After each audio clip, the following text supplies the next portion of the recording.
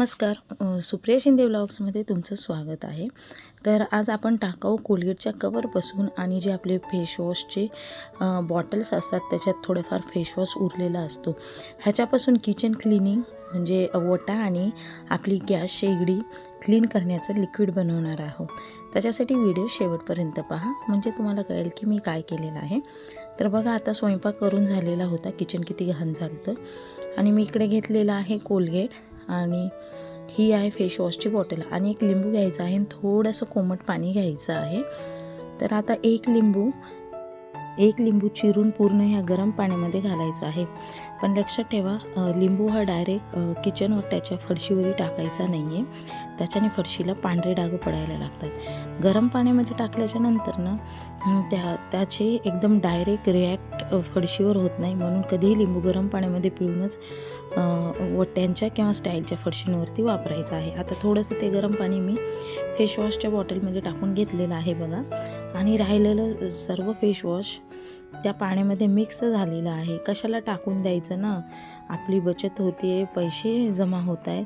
तर असा टाकाऊपासून टिकाऊ उपयोग करायला आपण शिकायचं आहे, स्मार्ट गृहिणी बनायचं आहे। तर आता हा कोलगेट बघा, कोलगेट आता ह्या दोन वस्तूंचा मी दोनदा पण उपयोग करू शकते, कारण भरपूर सारं लिक्विड तयार झालं तर बघा आपलं। तर हाताने मस्त त्याला एकदम मस्तपैकी मिक्स करून घ्यायचं आहे आणि स्प्रे बॉटलमध्ये भरायचे। स्प्रे बॉटल नसेल तरीही चालेल, तुम्ही कुठल्याही बॉटलमध्ये आपल्या स्टोअर करू शकतात। आणि हे राहिलेलं जे आहे ते मी लगेच वट्यावरती टाकून घेतलेलं आहे। आता मस्त फर फर फर करून मस्त स्प्रे करून घ्यायचं आहे, गॅसच्या शेगडीवर म्हणा आणि वट्यावर म्हणा। आणि खूप असे व्हिडिओजमध्ये दाखवतात की शेगडी ह्याच्याने पुसायची नाही, पाण्याने। पाण्याने पुसला नाही तर घाण कसं निघणार ना सगळं। तर काय नसतं, कोमट पाण्याने मस्त पुसून घ्यायची, तेलकटपणा जातो। आणि आपली स्टीलची शेगडी असते ह्याची नसते, लोखंडाची, तर काही गंजबिंज चढत नाही। तर बघू शकता, आता त्याचाच उपयोग मी इकडं करते आहे। मस्तपैकी असं घासणी घ्यायची आहे, घसा घासून घ्यायचा आहे, म्हणजे मस्त किचन वट्यावरती जमा झालेले तेलकट डाग, मसाल्याचे पदार्थाचे डाग आणि आपलं जे डोळ्याला दिसत नाहीत असे बारीक किडाणू किंवा जंतू हे या लिक्विडनं मरून जातात। लिंबू जे आपण टाकलेलं आहे ते ह्याच कामासाठी टाकलेलं आहे।